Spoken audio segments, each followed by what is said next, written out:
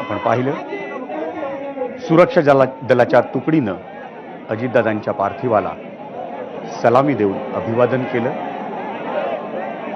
आणि आता थोड्याच वेळात अंत्यदर्शनाला सुरुवात होईल असं तिकडे दिसून येत आहे.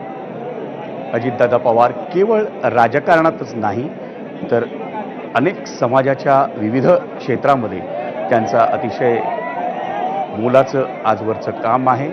महाराष्ट्र ऑलिम्पिक असोसिएशनचे ते अध्यक्ष आहेत आणि महाराष्ट्र ऑलिम्पिक असोसिएशनचे अध्यक्ष या नात्यानं बालेवाडीत ऑलिम्पिक भवन उभारण्याचं त्यांचं एक स्वप्न होतं आणि आता अजितदादांच्या अकाली निधनानं ते स्वप्न अधुरं राहणार का असा प्रश्न महाराष्ट्रातल्या क्रीडा रसिकांच्या मनात आहे. राज्यभरातून अनेक नेते अजितदादांचं दर्शन घेण्यासाठी दाखल झालेत बारामतीत आणि आत्ता आपण थोड्या वेळापूर्वीच चित्रफीत पाहिली त्यात आपल्याला छगन भुजबळ दिसत होते.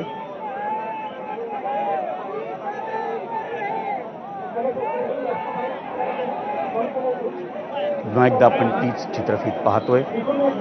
ही दृश्य थेट बारामतीतून लाईव्ह आहेत विद्याप्रतिष्ठानच्या प्रांगणातली आणि लाखोंच्या संख्येनं विद्याप्रतिष्ठानच्या प्रांगणात जमा झालेला हा सारा जनसमुदाय आणि विविध पक्षांचे त्यात अर्थातच अजित पवारांच्या अध्यक्षतेखाली राष्ट्रवादी काँग्रेसचे नेतेही या अंत्यदर्शनासाठी तिथं दाखल झालेत आणि आत्ता थोड्याच वेळापूर्वी पाहिलं ते म्हणजे छगन भुजबळ तिथं दाखल झाले.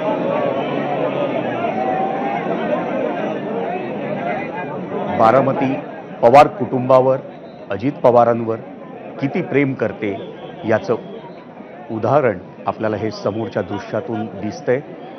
अजितदादांच्या जाण्यानं त्यांना आपल्या घरातलाच कोणीतरी गेली आहे व्यक्ती अशी भावना त्यांच्या मनात आहे. आज बारामतीच्या आसमंतात पुन्हा एकदा एकच वादा अजितदादा ही घोषणा घुमली पण त्या घोषणेला आक्रोश टाहो आणि अश्रूंची किनार होती.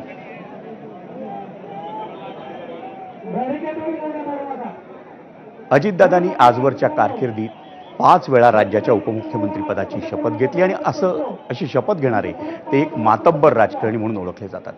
22 जुलै 1959 रोजी त्यांचा जन्म झाला.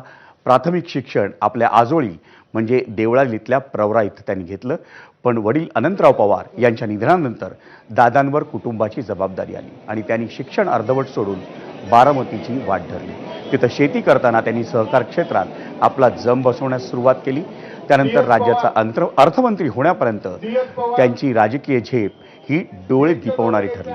अजितदादांची राजकीय कारकीर्द सुरू झाली ती कोऑपरेटिव्ह शुगर फॅक्टरीच्या बोर्डाचे सदस्य म्हणून. सुरुवातीला शेतीमध्ये रमलेले दादा राजकारणाकडे कसे वळले हे खरं तर सगळ्यांनाच आज माहिती करून घ्यायचं आहे. खरं तर त्यांचे थोरले बंधू हे राजेंद्र पवार राजकारणात येतील आणि जम बसवतील असा अंदाज त्यावेळी बांधला जात होता. पण मग हे घडलं कसं आणि स्वतः राजेंद्र पवार यांनी तो किस्सा ABP माझाच्या माझा कट्टा या विशेष कार्यक्रमात सांगितला होता. तो किस्सा आपण त्यांच्याकडून